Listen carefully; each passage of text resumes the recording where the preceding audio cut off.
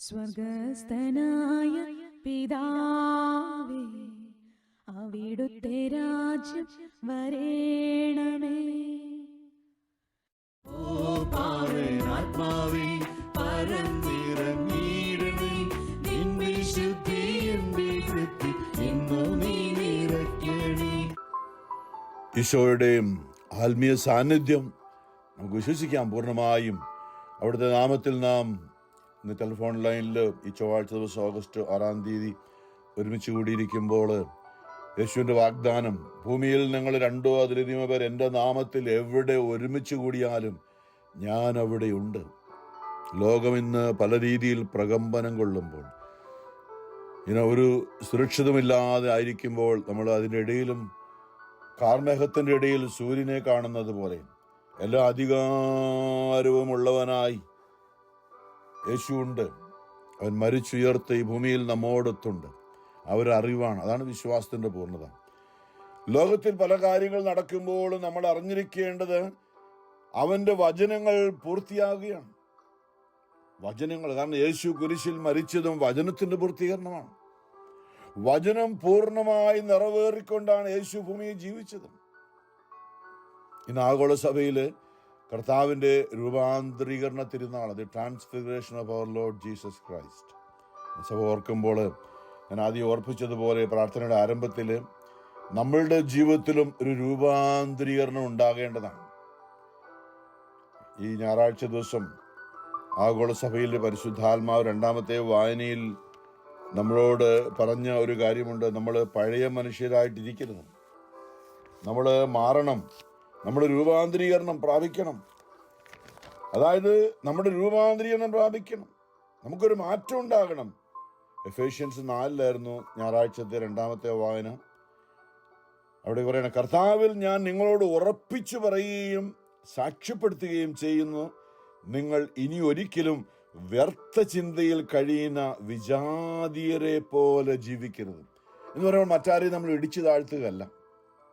വ്യർത്ഥ ചിന്തയിൽ എന്ന് പറയുമ്പോൾ ഒരു പ്രയോജനമില്ലാത്ത ചിന്തകളാണ്, ലോകത്തിൻ്റെതായ കാഴ്ചപ്പാടുകൾ അല്ലെ. ഇത് ദൈവവചനമൊക്കെ പറയുമ്പോൾ ഇത് പ്രയോജനമില്ലാത്ത കാര്യങ്ങളാണ്. ഇന്ന് ലോകത്തിൽ കേൾക്കുന്നതാണ്. ദൈവവചനമൊന്നുമല്ല. ഇത് നമ്മൾ 4 കാശുണ്ടാക്കണം, പേരുണ്ടാക്കണം, ഇതൊക്കെയാണ് ജീവിതത്തിൽ മുന്നോട്ട് പോകാനായിട്ടുള്ളത്. പക്ഷെ അതൊന്നും നിലനിൽക്കുകയില്ല.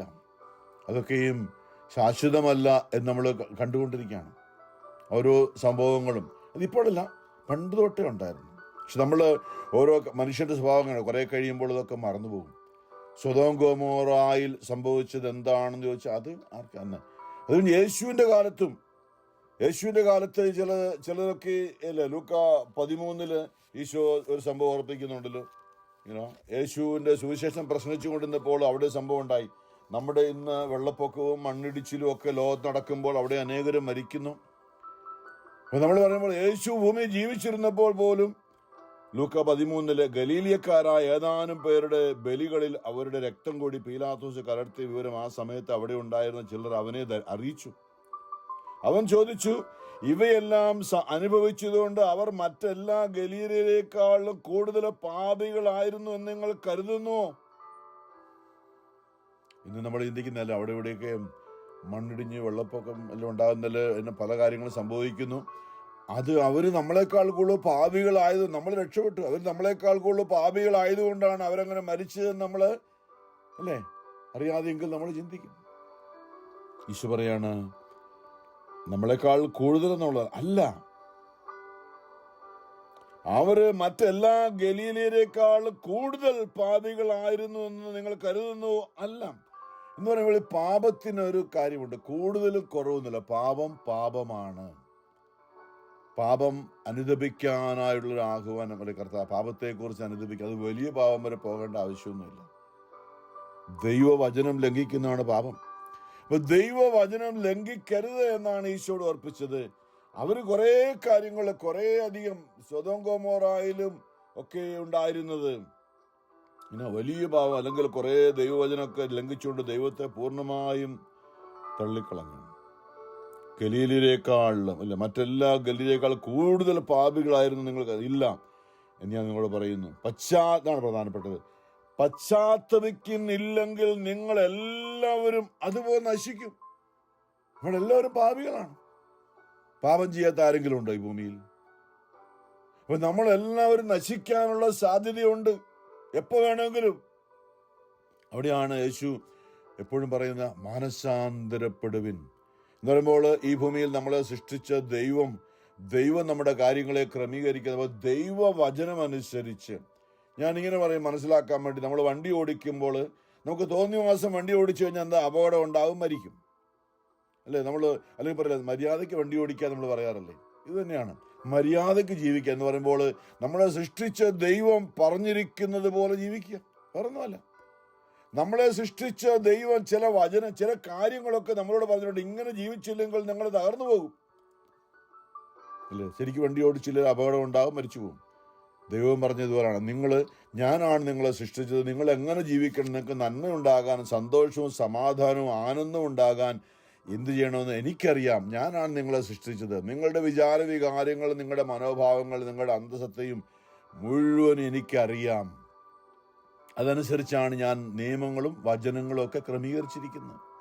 നിങ്ങൾക്ക് തോന്നും അതൊന്നുമല്ല, പക്ഷെ എനിക്കറിയാം ഞാൻ നിങ്ങളെ സൃഷ്ടിച്ച ദൈവം, നിങ്ങൾക്ക് ഏറ്റവും നല്ലത് എന്താണെന്ന്, ഭൂമിയിൽ നല്ലൊരു ജീവിതം ഉണ്ടാകാനാണ് നിങ്ങൾക്ക് ഞാൻ ആഗ്രഹിക്കുന്നത്. അങ്ങനെ നിങ്ങളും ആഗ്രഹിക്കുന്നെങ്കിൽ ഞാൻ പറയുന്ന പോലെ നിങ്ങൾ ചെയ്യണമെന്നാണ് ദൈവം പറയുന്നത്. ദൈവവചനം ദൈവത്തിൻ്റെ വചനമാണ്, വേറെ ഒന്നുമല്ല. നമുക്കതൊന്നും മനസ്സിലാക്കാം. കാരണം ലോകത്തിൻ്റെ കാഴ്ചപ്പാടിൽ അത് അങ്ങനെ ഉൾക്കൊള്ളാൻ പറ്റത്തില്ല. അവിടെയാണ് ഈശോ പറഞ്ഞത്, പശ്ചാത്തപിക്കുന്നില്ലെങ്കിൽ അല്ലെങ്കിൽ മാനസാന്തരം, അല്ലെങ്കിൽ ഞാൻ ഇത്രയും നാളും ചിന്തിച്ചതല്ല, എൻ്റെ ലോകത്തിൻ്റെ കാഴ്ചപ്പാടല്ല, ഞാൻ ഈ ലോകത്തിൽ നിന്നും പഠിച്ചത്, അല്ലെ എൻ്റെ കുടുംബത്തിൽ നിന്ന് ഞാൻ കുഞ്ഞുനാൾ തൊട്ട് ഒപ്പിയെടുത്ത ചില കാര്യങ്ങൾ, അല്ലെ ഞാൻ ചെറുപ്പത്തിൽ അതുകൊണ്ട് എനിക്കിന്ന് എല്ലാവരെക്കാളും ആഡംബരത്തിൽ ജീവിക്കണം, പ്രൗഢി ജീവിക്കണം, എല്ലാവരുടെയും മുതൽ പേര് സമ്പാദിക്കണം, മറ്റെല്ലാവരും എന്നെ കാണുമ്പോൾ എന്നാലും അവൻ ആൾ മോശമല്ലല്ലോ എന്ന് പറയണം എന്നുള്ള ആ കാഴ്ചപ്പാടുണ്ടല്ലോ. അവിടെ ഒന്ന് മാറ്റം വരണം. മാനസാന്തരം, അതും നമ്മൾ മറ്റുള്ളവരെ ഇടിച്ചു താഴ്ത്തി നമ്മളെ ഉയർത്തി കാണിക്കുന്നത് പാപമാണ്. ധനവാനും ലാസറും സംഭവം നമുക്കറിയാം അല്ലെ? ധനവാൻ മരിച്ച് എല്ലാ ആഡംബരങ്ങളും സുഖഭോഗങ്ങളും ഒക്കെ ഉണ്ട്, പക്ഷേ പാവപ്പെട്ട ഒരു ലാസറ വീട്ടുവാതിക്കൽ കിടന്നിരുന്നു, അവനെ പുച്ഛത്തോടെ നോക്കി. അപ്പൊ ആ ധനവാൻ മരിച്ച് തീ നരകത്തിലേക്ക് പോയെന്നും ഈ പാവപ്പെട്ട ലാസർ അബ്രാഹത്തിന്റെ മടിയിൽ ആനന്ദിക്കുന്നു എന്നൊക്കെയാണ് നമ്മൾ വചനം കേൾക്കുന്നത്. നമ്മൾ ചില കാര്യങ്ങൾ മനസ്സിലാക്കാനായിട്ടാണ് ഈശോ ഇതൊക്കെ നമ്മൾ ഓർപ്പിക്കുന്നത്. അപ്പോൾ എവിടെയെങ്കിലും ഒരു അപകടം സംഭവിച്ചു കഴിഞ്ഞാൽ ആർക്കും സംഭവിക്കാം, നമുക്ക് നാളെ സംഭവിക്കാൻ സാധ്യതയുണ്ടെന്നാണ്.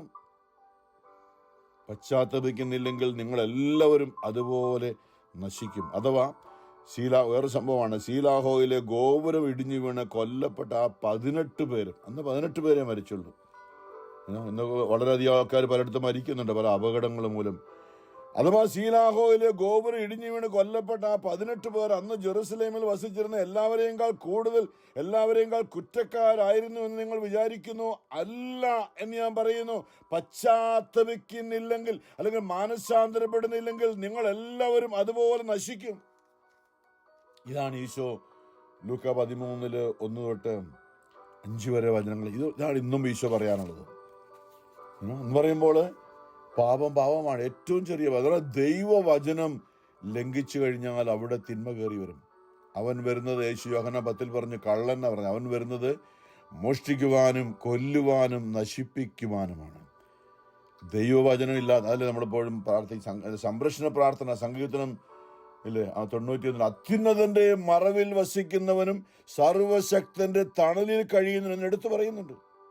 അവിടെയാണ് ബാക്കി എല്ലാ സംരക്ഷണങ്ങളും. അത്യുന്നതൻ എന്ന് പറഞ്ഞാൽ ദൈവവചനം പാലിച്ചുകൊണ്ട് ദൈവത്തിന് വിധേയപ്പെട്ട് ജീവിക്കുന്ന ഒരു വ്യക്തിക്കാണ് അവിടെ പിശാചിന് കയറാൻ പറ്റില്ല, അവൻ കൊല്ലാനും നശിപ്പിക്കാനും വരാൻ പറ്റില്ല. കാരണം ദൈവത്തിന്റെ അധികാരത്തിന്റെ കീഴിലാണ് നമ്മൾ. അവിടെ തിന്മ കയറാൻ പറ്റില്ല, അവിടെ എല്ലാം ശുഭമായിരിക്കും. സങ്കീർത്തനം 23 പറയുന്ന പോലെ അല്ലെ, മരണത്തിന്റെ നിഴൽ വീണ താഴ്വരയിലൂടെ ഞാൻ നടക്കുന്നെങ്കിലും അവിടുന്ന് എന്നോട് കർത്താവ് എൻ്റെ ഇടയനാകുന്നു, എനിക്കൊന്നിനും മുട്ടുണ്ടാകുകയില്ല. ഇത് നമ്മൾ ഒന്നും വായിച്ചു, പക്ഷേ നമ്മൾ ദൈവവചനം അപ്പാടെ പാലിക്കാനായിട്ട്, കാരണം നമ്മുടെ ജീവിതത്തിൻ്റെ അല്ലെ വണ്ടി ഓടിക്കുമ്പോൾ അല്ലെ നമ്മൾ എല്ലാ കാര്യങ്ങളും അറിയാം, വളരെ കൃത്യമായിട്ട് ചെയ്യാറ്. അങ്ങനെയാണത് ശാസ്ത്രീയപരമായിട്ട് എല്ലാ കാര്യങ്ങളും അങ്ങനെ ചെയ്തില്ലെങ്കിൽ ആ യന്ത്രം വർക്ക് ചെയ്തില്ല, ആ മെഷീൻ തകർന്നു, അല്ലെ കമ്പ്യൂട്ടർ വർക്ക് ചെയ്ത് നമുക്കറിയാം. എന്ന് പറഞ്ഞ പോലെ നമ്മുടെ ഈ ശരീരം, നമ്മുടെ ഈ മനസ്സ്, നമ്മുടെ ആത്മാവ് ദൈവം സൃഷ്ടിച്ചതാണ്. അപ്പൊ ദൈവ മാനുഫാക്ചറിങ് ഇൻസ്ട്രക്ഷൻ അത് ദൈവവചനമാണ്, വേറൊന്നുമല്ല. സാത്താൻ പറയുക അതൊന്നും അങ്ങനെ എങ്ങനെ വേണമെങ്കിലും പോക്കും, പക്ഷെ നമ്മുടെ തകർന്ന് തരിപ്പണമാകും പ്രിയമുള്ളവരെ. അവിടെയാണ് ഇന്ന് ഈശോയുടെ രൂപാന്തരീകരണത്തിന് തിരുനാൾ ഓർക്കുമ്പോൾ പല കാര്യങ്ങളും. താബോർ മലയിൽ യേശു രൂപാന്തരപ്പെട്ട സംഭവം ഇന്ന് മർക്കോസ് 9-ലാണ്. നമുക്ക് അതിലേക്ക് പലപ്പോഴും കേട്ടതാണ്, അതിലേക്ക് ഞാൻ അതിൽ പോകുന്നില്ല. യേശു പത്രോസിനെയും യാക്കോബിനെയും യോഹന്നാനെയും മാത്രം കൂട്ടിക്കൊണ്ടതാ ആ മലയുടെ മുകളിലേക്ക് പോയി അവിടെ രൂപാന്തരപ്പെട്ടു. അത് യേശുവിൻ്റെ യഥാർത്ഥ ദൈവിക രൂപം, താൻ ദൈവമാണെന്ന് കാണിച്ചു കൊടുക്കുന്ന ഒരു കാരണം. താൻ ഈ ഭൂമിയിൽ സഭ സ്ഥാപിക്കുമ്പോൾ പത്രോസിനെയാണ് അധികാരിയായിട്ട് ഏൽപ്പിച്ചത്. ആ പത്രോസും ബാക്കി 2 പേരും കൂടി കണ്ടുകൊണ്ട് ഇതാണ് യഥാർത്ഥത്തിൽ എൻ്റെ രൂപം. നിങ്ങളിപ്പോൾ കാണുന്ന അനേകർ പറഞ്ഞില്ലേ, അവൻ ആ തച്ചൻ്റെ മകനല്ലേ, അവൻ ആശാരിപ്പണിക്കാരൻ ജോസഫിൻ്റെ മകനല്ലേ എന്ന് പറഞ്ഞില്ലേ. അതല്ല, യഥാർത്ഥത്തിൽ ഞാൻ സ്വർഗത്തിലെ ദൈവം തന്നെയാണെന്ന് കാണിച്ചു കൊടുക്കാൻ അവിടെ യേശുവിൻ്റെ രൂപം കണ്ടപ്പോൾ എന്താ സംഭവിച്ചത്? അവൻ്റെ രൂപം കണ്ടപ്പോൾ അവരുടെ മുമ്പിൽ വെച്ച് രൂപാന്തരപ്പെട്ട് അവൻ്റെ വസ്ത്രങ്ങൾ ഭൂമിയിലെ ഏതൊരു അലക്കുകാരനും വെളുപ്പിക്കാൻ കഴിയുന്നതിനേക്കാൾ വെണ്മയും തിളക്കവും ഉള്ളവയായി. ഏലിയായും മോശയും പ്രത്യക്ഷപ്പെട്ട് യേശുവിനോട് സംസാരിച്ചു. അപ്പോൾ പത്രോസ്, യേശു ഗുരു, നമുക്ക് ഇവിടെ ആയിരിക്കുന്നത് നാം എത്ര നല്ലതാണ്. അവിടെ സ്വർഗത്തിൽ നിന്ന് സ്വരം കേട്ടു, ഇവൻ എൻ്റെ പ്രിയപുത്രൻ, ഇവൻ്റെ വാക്ക് ശ്രവിക്കുവിൻ. എന്താണ്? ദൈവവചനം അനുസരിക്കുവനെന്നാണ്. യേശു ദൈവത്തിൻ്റെ രൂപത്തിൽ അവിടെ പ്രത്യക്ഷപ്പെട്ടു. അപ്പോൾ ഇന്ന് 1-ാമത്തെ വായന ദാനിയേൽ പ്രവാചകന്റെ പുസ്തകം എന്നാണ്. ഇന്ന് 2 വായനകളുണ്ട് കുർബാനയിൽ, സുവിശേഷം കൂടാതെ. അപ്പോൾ ദാനിയേൽ പ്രവാചകൻ, സുവിശേഷം പഴയ നിയമത്തിലെ വായന ഇതാണെന്ന്. ദാനിയേൽ 7 ഞാൻ നോക്കിയിരിക്കെ സിംഹാസനങ്ങൾ നിരത്തി പുരാതനായവൻ ഉപവിഷ്ടനായി, സർവശക്തൻ അല്ലെ അനാദിയായ ദൈവം ഉപവിഷ്ടനായി. അവന്റെ വസ്ത്രം ഇവർ കണ്ട പോലെ തന്നെയാണ്. വസ്ത്രം മർക്കോസ് 9 കണ്ട പോലെയാണ്. വസ്ത്രം മഞ്ഞുപോലെ ധവളം, തലമുടി നിർമ്മലമായ ആട്ടിൻരോമം പോലെ. തീജ്വാലകളായിരുന്നു അവന്റെ സിംഹാസനം. തീജ്വാലകളായിരുന്നു അവന്റെ സിംഹാസനം. അതിന് ചക്രങ്ങൾ, കത്തിക്കാളുന്ന അഗ്നി. അവന്റെ മുമ്പിൽ നിന്ന് അഗ്നിപ്രവാഹം പുറപ്പെട്ടു.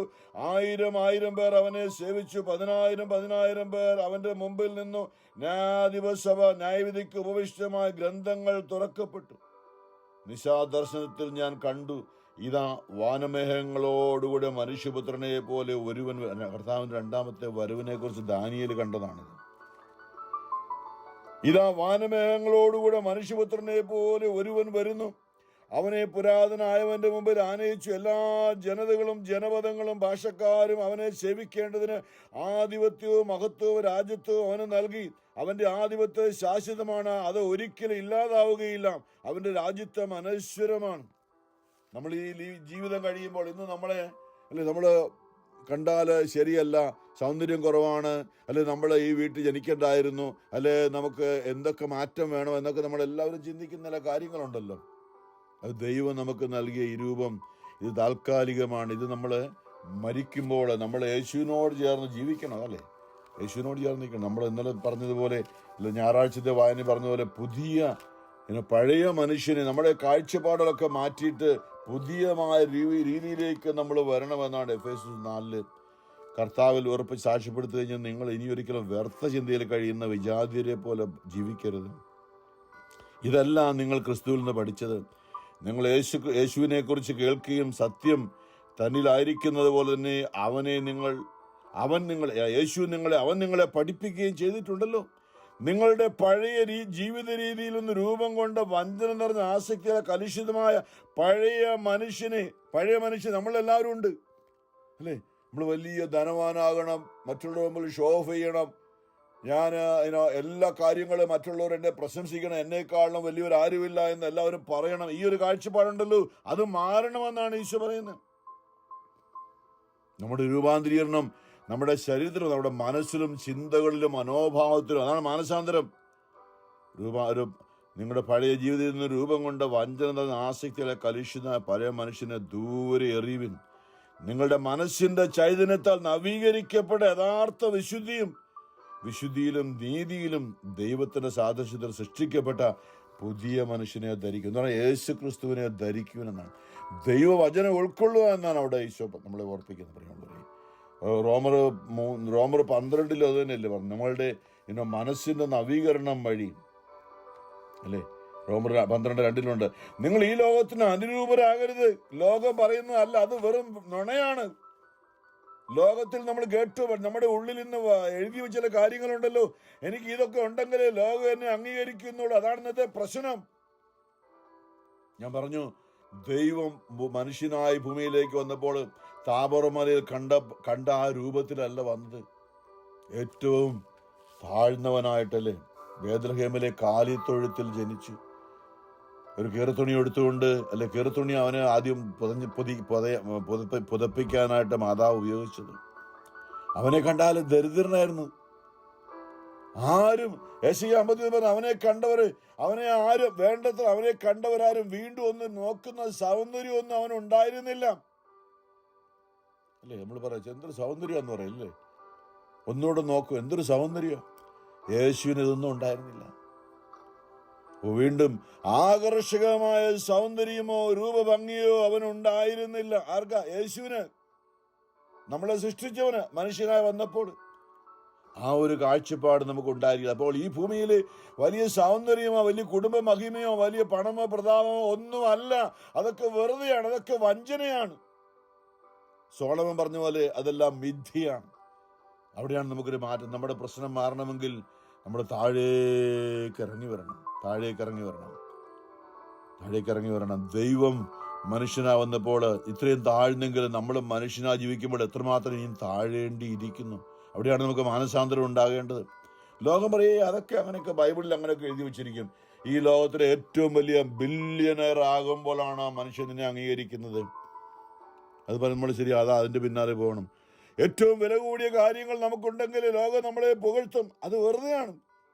സാത്താൻ കൈകൊട്ടിച്ചിരിക്കുകയാണ്. നമ്മുടെ പണവും എല്ലാം നഷ്ടപ്പെട്ടു. അതിൻ്റെ പേരിൽ നമ്മൾ ഈ ലോകത്തിൻ്റെ പ്രതാപത്തിൻ്റെയും പ്രൗഢിയുടെയും പേരിൽ നമ്മളിന്ന് ദരിദ്രരായിട്ട് മാറി. കാരണം നമ്മുടെ വിചാരം എന്താണ്, ഈ പണവും പ്രതാപവും ഒക്കെ ഏറ്റവും നല്ല കാര്യങ്ങൾ ഉപയോഗിക്കുന്ന, ഏറ്റവും പണമുള്ള ഏറ്റവും വിലയുള്ള കാര്യങ്ങൾ ഉപയോഗിക്കുന്ന, മറ്റുള്ള മുമ്പിൽ പ്രശസ്തി നേടാൻ. അതുപോലെ നമ്മളിന്ന് ദരിദ്രരായിട്ട് പോയി. സാത്താൻ നമ്മളെ വഞ്ചിക്കുകയായിരുന്നു. യേശു ഈ ലോകത്തിൽ ജീവിച്ചത് ഏറ്റവും ദരിദ്രനായിട്ടായിരുന്നു. അപ്പം യേശുവിനെ അനുഗമിക്കുന്ന നമുക്കൊരു കാഴ്ചപ്പാട് ഇനിയും മാറ്റമുണ്ടാകേണ്ടത് ഇവിടെയാണ്. ഞാനിന്ന് പറയും, നമ്മളുടെ ജീവിതത്തിലുള്ള പല പ്രശ്നങ്ങളുടെയും കാരണം നമ്മുടെ ഈ തെറ്റായ കാഴ്ചപ്പാടാണ്. യേശു രൂപാന്തരപ്പെടാൻ അവന്റെ രൂപം കണ്ടപ്പോൾ ഇവനാണ് ഈ തച്ചൻ്റെ മകനാണെന്ന് പറഞ്ഞ് അവനല്ല യഥാർത്ഥത്തിൽ നിന്ന് തൻ്റെ സഭയുടെ തലവനായ പത്രോസിനെ കാണിച്ചു കൊടുക്കുകയായിരുന്നു. യേശു വരാനിരിക്കുന്ന ആളുകളിൽ നീ ഇത് പറയണം, അവൻ വാനമേഘങ്ങളിൽ പത്രോസ്ലിയ എന്ന് എഴുതിയ ഇന്നത്തെ രണ്ടാമത്തെ വായനയുണ്ട്. രണ്ടാമത്തെ വായനയിൽ പത്രോസ്ലിയയുടെ ലേഖനത്തിൽ നിന്നും ഇന്നത്തെ വായന ഇതാണ്. പത്രോസ്ലിയ ഇങ്ങനെയാണ് എഴുതി വെച്ചിരിക്കുക. 2 പത്രോസ് 1-ാമത്തെ അധ്യായത്തിൽ നമ്മുടെ കർത്താവായ 16 നമ്മുടെ കർത്താവായ യേശു ക്രിസ്തുവിന്റെ ശക്തിയുടെയും പ്രത്യാഗമനത്തെയും കുറിച്ച് ഞങ്ങൾ നിങ്ങളെ അറിയിച്ചത് വെറുതെ മെനഞ്ഞെടുത്ത കൽപ്പിത കഥകളെ വിശ്വസിച്ചതുകൊണ്ടല്ല, ഞങ്ങൾ അവന്റെ താബോർ മലയിൽ ഉണ്ടായിരുന്നു എന്ന് പത്രോസ് പറയാണ്. ഞങ്ങൾ അവന്റെ ശക്തിപ്രാഭവത്തിന്റെ ദൃക്സാക്ഷികളായതുകൊണ്ടാണ്. അവനെ കണ്ടപ്പോൾ വെറും തച്ചനെ പോലെയായിരുന്നു. ആൾക്കാരൊക്കെ പറഞ്ഞത് കേട്ടു, പക്ഷേ യഥാർത്ഥത്തിൽ അവന്റെ രൂപം ഞങ്ങൾ കണ്ടു. ആമേൻ, ഹല്ലേലൂയ. താബോർ മലയിൽ അവന്റെ യഥാർത്ഥ രൂപം കുറച്ചു നേരത്തേക്ക് ഞങ്ങൾ കണ്ടു. ഞങ്ങൾ ബോധം കെട്ടു വീണു അവിടെ ഇത് കണ്ടപ്പോൾ എന്ന പത്രോസ് പറഞ്ഞു വെക്കുന്നതാണ്. പിതാവായ ദൈവത്തിൽ നിന്ന് ബഹുമാനവും മഹത്വവും അവൻ സ്വീകരിച്ചു. ഇവൻ എൻ്റെ പ്രിയ പുത്രൻ, ഇവനിൽ ഞാൻ പ്രസാദിച്ചിരിക്കുന്നെന്ന് സ്വരം മഹിമ പ്രാഭവത്തിൽ നിന്ന് അവന്റെ അടുത്ത് വരികയും ചെയ്തു. സ്വർഗത്തിൽ നിന്ന് ഉണ്ടായ സ്വരം ഞങ്ങൾ കേട്ടു. എന്തെന്നാൽ ഞങ്ങളും അവന്റെ കൂടെ വിശുദ്ധ മലയിൽ താബോർ മലയിൽ ഉണ്ടായിരുന്നു. ഇങ്ങനെ പ്രവാചക വചനത്തെ പറ്റി ഞങ്ങൾക്കും കൂടുതൽ ഉറപ്പ് ലഭിച്ചിരിക്കുന്നു. പ്രഭാതം പൊട്ടിവിരിയുകയും പ്രഭാത നക്ഷത്രം നിങ്ങളുടെ ഹൃദയങ്ങളിൽ ഉദിക്കുകയും ചെയ്യുന്നത് വരെ ഇരുളിൽ പ്രകാശിക്കുന്ന ദീപത്തെ എന്ന പോലെയാണ്.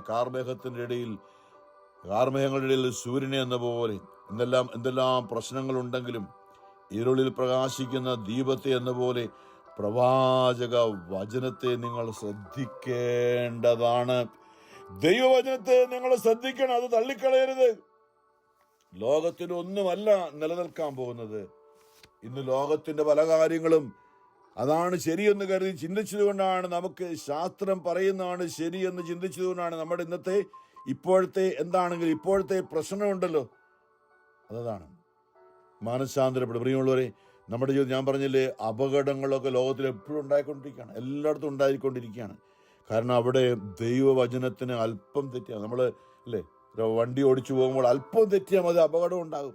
വലിയ കാര്യം ചെയ്യണമെന്നില്ല. അപ്പം നമ്മൾ ദൈവവചനം അപ്പാടെ പാലിക്കുന്നില്ലെങ്കിൽ നമുക്ക് സാത്താൻ നമ്മളെ തകർക്കാൻ നോക്കിയിരിക്കുകയാണ്, ശ്രദ്ധയോടെ കാത്തിരിക്കുകയാണ്, അലറിപ്പായുന്ന സിംഹത്തെ പോലെ. അതുകൊണ്ട് ഈശോ പറഞ്ഞ് ഇന്ന് എവിടെയൊക്കെ അപകടം ഉണ്ടാകുന്ന അവർ നമ്മളെക്കാൾ കൂടുതൽ ഭാവികളായിരുന്നതുകൊണ്ടൊന്നും അല്ല, അനുദപിക്കാതെ മാനസാന്തരം ആവശ്യമുണ്ടായിരുന്നത് നമ്മൾ ആരെയും വിധിക്കുകയല്ല. പ്രിയമുള്ളവരെ, അവർക്കെല്ലാം വേണ്ടി പ്രാർത്ഥിക്കുക. ദൈവമേ, മരിച്ചുപോയ എല്ലാ മനുഷ്യ ജീവിതങ്ങളുടെ മേലെ കരുണയായിരിക്കണമേ കർത്താവേ. ആത്മാവായി മാറിയ അവർക്കിനി സ്വന്തമായിട്ടൊന്നും ഒരുപക്ഷെ ചെയ്യാൻ അവർക്കൊന്നും, അവരെല്ലാം ഇപ്പോൾ ജീവനോടെയാണ്. ഞാനീ പറയുന്ന മരിച്ചുപോയവരെല്ലാം ലൂക്ക 20 അനുസരിച്ച് ഈശോ പറഞ്ഞില്ലേ, മരിച്ചവർ ദൈവസന്നിധിയിൽ ജീവിക്കുന്നവരാണ്. ആരും മരിച്ചു പോയിട്ടില്ല, നമ്മുടെ കുടുംബങ്ങൾ ആരും മരിച്ചു പോയിട്ടില്ല. ശരീരത്തിൽ നിന്ന് അപ്രത്യക്ഷമായ പക്ഷേ ആത്മാവിൽ ജീവിക്കുന്നവരാണ്. അവർ ദൈവസന്നിധിയിൽ കാണപ്പെടുവാനായിട്ട് എൻ്റെ ദൈവമേ കരുണ. അതാണ് സഭ, ഭൂമിയിലെ സഭയുടെ ജോലി അതാണ്. നമ്മളെ ഏൽപ്പിച്ചിരിക്കുകയാണ്. കർത്താവിൻ്റെ ശരീരമാണ് സഭ. ഇന്ന് ഭൂമിയിൽ നമുക്കുള്ള ജോലി ഇങ്ങനെ കടന്നുപോയ ആത്മാക്കളോട് ദൈവമേ അവർക്ക് എന്തെങ്കിലും കുറവ് വന്നിട്ടുണ്ടെങ്കിൽ, യേശു കാൽവരിയിൽ അവർക്ക് വേണ്ടി അർപ്പിച്ച ബലിയുടെ യോഗ്യത അവർക്ക് മനസ്സിലാക്കാൻ പറ്റാതെ പോയി, ദൈവവചനം അറിയാൻ പറ്റാതെ പോയെങ്കിൽ ഇന്ന് അവർക്ക് നന്നായിട്ടറിയാം. നല്ല വിശ്വാസമാണ്. മരിച്ചുപോയ ഓരോ ആത്മാക്കൾക്ക് നല്ല വിശ്വാസം, നമ്മളെക്കാളും കൂടുതൽ വിശ്വാസമാണ്. ലൂക്ക 16 ധനവാൻ ഞാൻ ഓർപ്പിച്ചതാണ്. ആ ധനവാൻ പറയുന്ന സംഭവം ഉണ്ടല്ലോ അല്ലേ, ഈ കൈ കുഷ്ഠരോഗം ബാധിച്ച കൈ ഉണ്ടായിരുന്ന ലാസർ എന്ന പാവപ്പെട്ട മനുഷ്യനുണ്ടല്ലോ, പണ്ട് അവനെ പുച്ഛത്തോടെ കാർക്കിച്ചു തുപ്പി അറപ്പോടെ പോയതാണ് പണ്ട് ഭൂമിയിലായിരുന്നപ്പോൾ. ഇപ്പോൾ ഈ ധനവാന് നല്ല ബോധ്യമാണ്. ഈ ധനവാൻ ഇപ്പോൾ അബ്രാഹത്തിന്റെ മടിയിരിക്കുന്ന ലാസറിന് എന്താ പറഞ്ഞ്, അവൻ അന്ന് കുഷ്ഠരോഗം ബാധിച്ച ആ കൈ ഉണ്ടല്ലോ, ആ കൈയിൽ അല്പം വെള്ളം തൊട്ട് എൻ്റെ നാവിനെ തണുപ്പിക്കാൻ ഒന്ന് കൊണ്ടുവരണേ എന്ന് പറയുമ്പോൾ എന്തൊരു മാനസാന്തരമാണ് ഈ ധനവാനായ മനുഷ്യനുണ്ടായത്. ഭൂമിയിൽ ജീവിച്ചപ്പോൾ ഇല്ലായിരുന്ന ബോധ്യം. അതുപോലെ തന്നെ പറയുന്നുണ്ട്, അബ്രഹാം പിതാവേ, എൻ്റെ 5 സഹോദരന്മാർ ഈ ഭൂമിയിലുണ്ട്, ഞാൻ ജീവിച്ചതിനെ അടിച്ചു പൊളിച്ച ആഡംബരത്തിനും സുഖലോലുതയിലുമാണ് അവർ ജീവിക്കുന്നത്. അവർ മരിച്ചു കഴിയുമ്പോൾ ഞാനായിരിക്കുന്ന ഈ സ്ഥലത്ത്, യാതനാ സ്ഥലത്ത് വന്ന് പെടാതിരിക്കാൻ ഈ ലാസറിനെ അവരുടെ അടുക്കലേക്കൊന്ന് അയച്ച് അവനെ കൊണ്ടൊന്ന് പറയിപ്പിക്കണമേ അവരോട്. എന്തൊരു മാനസാന്തരമാണ് ഈ മരിച്ചുപോയ മനുഷ്യന്. ഞാൻ പറയും, മരിച്ചുപോയ ഓരോ ആത്മാവായി മാറി ഓരോരുത്തർക്കും ഇപ്പോൾ ഈ ഭൂമിയുടെ കാഴ്ചപ്പാട് എല്ലാം ദൈവിക കാഴ്ചപ്പാടാണ്. ആത്മാവായിട്ട് മാറി ദൈവത്തെ തേടാനുള്ള ഒറ്റ ആഗ്രഹം മാത്രമേ ഉള്ളൂ അവർക്കിപ്പം. ദൈവത്തെ പ്രാപിക്കാനുള്ള ഒറ്റ ചിന്ത മാത്രമേ അവർക്കുള്ളൂ. അവർ ജീവിച്ചിരിക്കുകയാണ്, ആത്മാവിലാണ്, ശരീരമില്ല ഇപ്പോൾ ഈ ഭൂമിയിലെ ശരീരം. ഒരു നല്ല അറിവാണ്. അതുകൊണ്ട് നമ്മൾ അവർക്കൂടി പ്രാർത്ഥിക്കാൻ മടിക്കേണ്ട. അവർക്ക് നല്ല വിശ്വാസമുണ്ട്. നമ്മൾ പറയും അവരങ്ങനെ പോയതല്ല, ഇല്ല, ഇന്ന് അവർക്ക് നല്ല വിശ്വാസമാണ്. നമ്മൾ പറയും അവരങ്ങനെയല്ലേ മരിച്ചത്, ഇങ്ങനെയല്ലേ പോയത്, അല്ല, അവർക്ക് നല്ല വിശ്വാസമാണ്, നമ്മളെക്കാളും വിശ്വാസമാണ്. അവിടെ നമ്മളോട് പറയുന്നൊരു, മക്കളെ, എനിക്ക് വന്ന് നിങ്ങളെ കാണാൻ പറ്റില്ല, പക്ഷെ ഒരു കാര്യം, നിങ്ങൾ നന്നായിട്ട് ജീവിക്കണം, ദൈവവചനം അനുസരിക്കുന്ന ഭൂമിയിൽ, അല്ലെങ്കിൽ നിങ്ങൾ വരാൻ പോകും, നിങ്ങൾ മരിച്ചു കഴിയുമ്പോൾ നിങ്ങളുടെ ആത്മാവിനെ സാത്താൻ കൊണ്ടുപോവുകയാണ് നിത്യനാശത്തിലേക്ക്. ഈ ഭൂമിയിൽ എന്തെല്ലാം ഉണ്ടായാലും ഏറ്റവും വലിയ വില കൂടിയ കാര്യങ്ങളാണ് നമ്മൾ ഉപയോഗിച്ചിരുന്നത്. ഏറ്റവും വില കൂടിയ ഒരു പ്ലോട്ടാണ് നമ്മൾ മേടിച്ചിട്ടിരിക്കുന്നത്. ഏറ്റവും വില കൂടിയ കല്ലറയിലാണ് നമ്മൾ അടക്കം ചെയ്തിരിക്കുന്നത്. പക്ഷെ ഒരു പ്രയോജനമില്ല. ആത്മാവായി മാറിക്കഴിയുമ്പോൾ എല്ലാം വേറൊരു ലെവലിലേക്കാണ്. അവിടെ ദൈവവചനത്തിനാണ് പത്രോസ് പറഞ്ഞ പോലെ പ്രാധാന്യം. ദൈവവചനം അനുസരിച്ചാണെങ്കിൽ നമുക്കവിടെ ആനന്ദമുണ്ട് നിത്യതയിൽ. പ്രത്യേകിച്ചും കരുണയും സ്നേഹമാണ്, മറ്റുള്ളവരോടുള്ള സ്നേഹവും എളിമയും വിനയവും. ദൈവ മനുഷ്യനായി വന്നത് വളരെ എളിമപ്പെട്ടാണ്. ബേത്ലഹേമിലെ കാലിത്തൊഴുത്തിൽ ജനിച്ചു. ഈ ഭൂമിയിൽ മറ്റുള്ളവരുടെ നിന്ദനങ്ങളേറ്റ് ജീവിച്ചു. ഇത് വളരെ പ്രധാനപ്പെട്ട. അതുകൊണ്ട് നമ്മൾ ഒരു കാര്യം, നമ്മൾ അബദ്ധം പറ്റി, എന്താ അബദ്ധം നമുക്ക് പറ്റിയത്? ഈ ഭൂമിയിലെ പണവും പ്രതാപവും പേരും പ്രശസ്തിയുമാണെന്ന് വിചാരിച്ച് നമ്മൾ ജീവിച്ചു. നമ്മുടെ മക്കളും അത് കണ്ടെന്ന് ജീവിക്കുകയാണ്. അവരുടെ പല ദുരന്തങ്ങളുടെയും കാരണം അതാണ്. അല്ലെ, ഒരു ചെറുപ്പക്കാരൻ കുറേ നാൾ മുമ്പ് എൻ്റെ അടുത്ത് പ്രാർത്ഥിക്കാൻ വന്നപ്പോൾ ആ ചെറുപ്പക്കാരനെ ഇങ്ങനെ ആഡംബരത്തിലാണ് ജീവിക്കുന്നത്. ഞാൻ ഇപ്പോൾ പറഞ്ഞ പോലെ ധനവാനായ ചെറുപ്പക്കാരൻ യേശുവിൻ്റെ അടുത്ത് വന്നുകൊണ്ട് എല്ലാ കൽപ്പന, പള്ളിയിൽ പോകുന്നുണ്ട്, എല്ലാ കാര്യങ്ങളൊക്കെ ചെയ്യുന്നുണ്ട്. പക്ഷേ യേശു പറഞ്ഞു, നിനക്കൊരു കുറവുണ്ട്, 10 കൽപ്പനകൾ പാലിക്കുന്നു, പക്ഷെ നിനക്കൊരു കുറവുണ്ട്. നിന്റെ ഈ സമ്പത്തുണ്ടല്ലോ, നീ അതിനാണ് പ്രാധാന്യം കൊടുത്തിരിക്കുന്നത്. അത് വിറ്റ് ദരിദ്രർക്ക് കൊടുത്തിട്ട് പിന്നെ എന്നെ വന്ന് അനുഗമിക്കുക. ഞാൻ പറഞ്ഞതുപോലെ ചെറുപ്പക്കാരന് മനസ്സിലായി ഇയാൾക്ക് ഈ യേശു എന്ന് പറഞ്ഞ ആൾക്ക് വലിയ വിവരമൊന്നുമില്ല. കാരണം ഈ ലോകത്ത് ജീവിക്കണമെങ്കിൽ പണം വേണം, മനുഷ്യന് മുമ്പ് പ്രശംസ വേണമെങ്കിൽ പണം വേണം.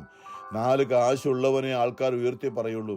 അതുകൊണ്ട് ഈ ഭൂമിയിലെ ജീവിതം ധന്യമാകാനായിട്ട് ഇവന് വിവരമൊന്നുമില്ല. യേശു പറഞ്ഞ ജീവിതം വരാണ്ടിരിക്കുന്ന നിത്യതയേക്കുള്ളതാണ്. കാരണം ജീവിതം ഇവിടെ തീരുന്നതല്ല എന്നുള്ള അറിവിലാണ് യേശു പറഞ്ഞത്. പക്ഷെ അത് മനസ്സിലാക്കാനുള്ള കഴിവ്, അതിനുള്ള ജ്ഞാനം ഇല്ലാതെ പോയതുകൊണ്ട് ഇവൻ പറഞ്ഞു, ഈ ഭൂമിയിലെ സമ്പത്തെല്ലാം വിറ്റ് ദരിദ്രർ കൂടെ തന്നെ അനുഗമിക്കാൻ തുടങ്ങിയപ്പോൾ ഇവന് വലിയ വിവരമൊന്നും ഇല്ല എന്ന് പറഞ്ഞ് അവൻ എഴുന്നേറ്റ് പോയി. Bye, see you later. ഇവന് വലിയ വിവരമൊന്നുമില്ല. പ്രിയമുള്ളവരെ, ഇന്ന് യേശു നമ്മോട് പല കാര്യങ്ങൾ പറയുമ്പോൾ നമ്മൾ വേറെ പണിയൊന്നുമില്ല. ഇവർക്ക് ദൈവവചനം പാലിക്കണം, പിന്നെ പണമൊന്നും വേണ്ടെന്നൊക്കെ പറയുന്നത്, അല്ലെങ്കിൽ ഇത് വലിയൊരു മേഖല. നമ്മുടെ ജീവിതത്തിലെ ഏറ്റവും വലിയ തകർച്ചയുടെ കാരണം ഇതാണെന്ന് ഞാൻ പറയും. ഞാൻ ആ ചെറുപ്പക്കാരനോട് സംസാരിച്ചപ്പോൾ അവനിങ്ങനെ പറയുന്ന എല്ലാം വലിയ വലിയ കാര്യങ്ങളാണ് പറയുന്നത്. എനിക്കൊന്നും ഉത്തരം പറയാം, അവൻ സംസാരിക്കാൻ പോലും അവസരം കിട്ടുക വലിയ വലിയ കാര്യങ്ങളാണ്. അവന് ജോലിയൊന്നുമില്ല. എങ്ങനെ കാശുണ്ടാക്കുന്നത് എന്തൊക്കെ ഉണ്ടാക്കുന്നുണ്ട്, വല്ലവടൊക്കെ കിട്ടുന്നുണ്ട്. പക്ഷെ അവൻ ജീവിക്കുന്നത് ഭയങ്കരമായി നമുക്ക് ചിന്തിക്കാൻ പറ്റാത്ത രീതിയിൽ വാടക കൊടുത്തൊരു വലിയ കെട്ടിടത്തിലാണ്, വലിയൊരു പട്ടണത്തിൽ.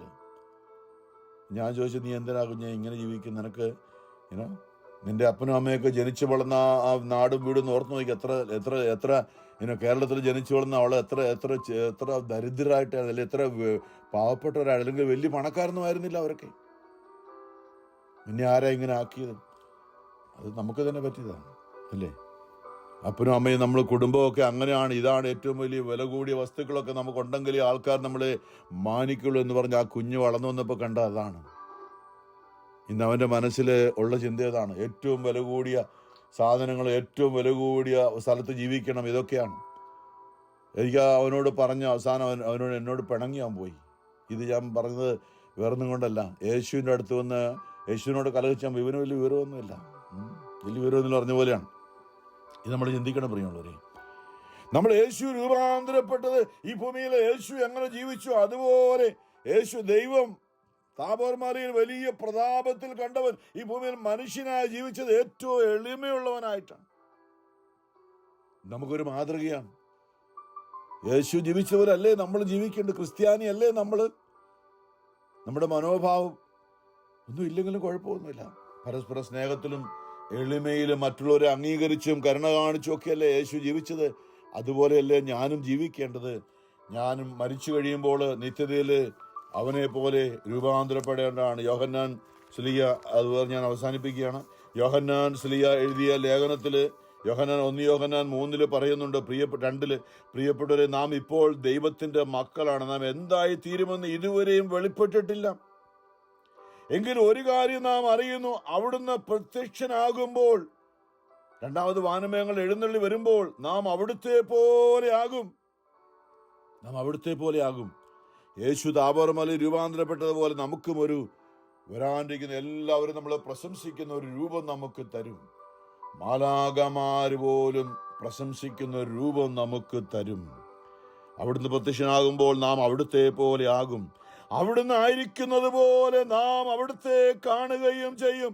അവൻ താബോർ മലയിൽ പത്രോസ്, യാക്കോബ്, യോഹന്നാനെ കണ്ടതുപോലെ നാം ഓരോരുത്തരും അവന്റെ മഹത്വീകരിക്കപ്പെട്ട രൂപം കാണും, ആനന്ദിക്കും. എന്നിട്ട് പറയാണ്, ഈ പ്രത്യാശയുള്ളവൻ അവിടുന്ന് പരിശുദ്ധനായിരിക്കുന്നത് പോലെ തന്നെ വിശുദ്ധൻ. ഈ ഭൂമിയിൽ ജീവിച്ചിരിക്കുമ്പോൾ നമ്മൾ അവൻ ജീവിച്ചിരുന്നത് പോലെ വിശുദ്ധിയിൽ, എളിമയിൽ, പണവും പ്രതാപവും ആഡംബരവും ഒക്കെയും പാപത്തിലേക്ക് നയിക്കുകയാണ്. പ്രിയമുള്ളവരെ, നമ്മളും ഓരോ ദിവസവും മാനസാന്തരപ്പെടാൻ, അല്ലേ? ഏതോ മലകൾ അവിടെ ഇവിടെയൊക്കെ മല ഇടിഞ്ഞു വീഴുന്നു. കേരളത്തിലോ അല്ലെങ്കിൽ ആഫ്രിക്കയിലോ ഒക്കെ ഓരോരുത്തർ ഇങ്ങനെ അവിടെ ഇവിടെയൊക്കെ മരിച്ചു വീഴുമ്പോൾ നമുക്ക് കുഴപ്പമൊന്നുമില്ല. പ്രിയമുള്ളവരെ, നമ്മൾ ഇന്നത്തെ അവസ്ഥയിൽ നിന്ന് മാനസാന്തരപ്പെടുന്നില്ലെങ്കിൽ നമ്മൾ നശിക്കും. അവരാരും നമ്മളെക്കാൾ കൂടുതൽ പാപികളായിരുന്നില്ല. ദൈവവചനം ഏറ്റവും നിസ്സാരമായതുപോലും ലംഘിക്കുന്നവൻ പാപം ചെയ്യുന്നതാണ് ഈശോ പറഞ്ഞത്. കുറ്റബോധത്തിന് വേണ്ടിയല്ല, ഒന്ന് ചിന്തിക്കാൻ ഒരു രൂപാന്തരീകരണം നമുക്ക് ഉണ്ടാകേണ്ടതാണ്.